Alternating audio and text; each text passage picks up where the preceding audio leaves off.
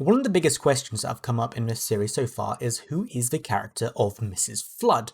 And people are expecting that we're going to have some sort of big reveal tonight. And I'm thinking that's not going to happen. I think the show is still trying to set up some mysteries that we're going to carry on throughout the rest of this tenure. And I don't think we're going to find out who Mrs. Flood is until Ncuti regenerates. And I think it's a good thing. I don't think every mystery needs to be solved in a single series. What I imagine is going to happen is the final shot of the entire series will be Mrs. Flood again turning to the camera and being like, "Oh, wasn't that good?"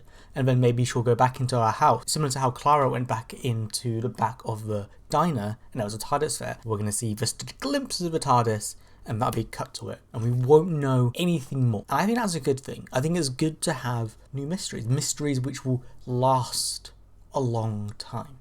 Or even better, she is the celestial storyteller that I mentioned in my first video, and she sort of acts like a narrator, and she'd be like, "And that's the end of this chapter, kids." And then it will lead on to the next thing, because the way she was like, "There's a storm coming." As the storm came in, almost like a storyteller told the story and chose it. And the way she was like the man who waits no more is very similar to like Charles Dickens and being like, ask you to remember that the Marleys were dead and decaying in their grave.